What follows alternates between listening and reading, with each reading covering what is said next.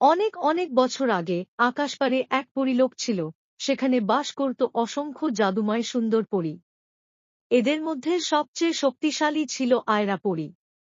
তার জাদুর শক্তি লুকানো ছিল একটি আংটির মধ্যে। সেই আংটি থাকলে সে আলো, বৃষ্টি, বায়ু সবকিছু নিয়ন্ত্রণ করতে পারত। কিন্তু একদিন, এক ভয়ঙ্কর দিন, অন্ধকার জগতের এক পিশাচিনী চুরি করে নিল পরীর সেই আংটি।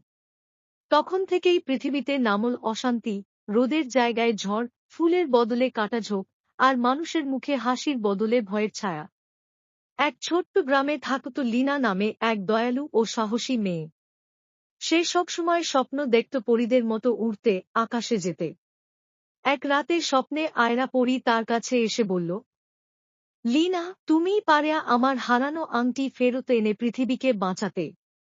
লীনা হাতে পেল এক ছোট্ট মানচিত্র, যেটা শুধু সত্যিকারের সাহসী হৃদয়ের জন্য জ্বলজ্বল করে। মানচিত্রে দেখানো ছিল, অন্ধকার জঙ্গলের গভীরে আছে পিশাচিনীর গুহা, যেখানে লুকানো আংটি। পথে সে দেখা পেল এক বোবা জাদুকর পাখি, এক বরফে জমে যাওয়া হ্রদ, আর এক পাথরচাপা প্রাচীন দরজা, যেটা খোলে শুধুই বিশ্বাসের শব্দে। সব বাধা অতিক্রম করে লীনা শেষমেশ পৌঁছায় সেই গুহায়। কিন্তু সেখানে পিশাচিনী তার অপেক্ষায় ছিল। পিশাচিনী বলল, তুমি এই আংটি নিতে চাইছ, তার বদলে দিতে হবে তোমার কণ্ঠস্বর। লীনা চিন্তা না করে সম্মতি দেয়, কারণ সে জানত মানুষের হাসি ও শান্তি অনেক বেশি মূল্যবান। পিশাচিনী অবাক হয়ে যায়।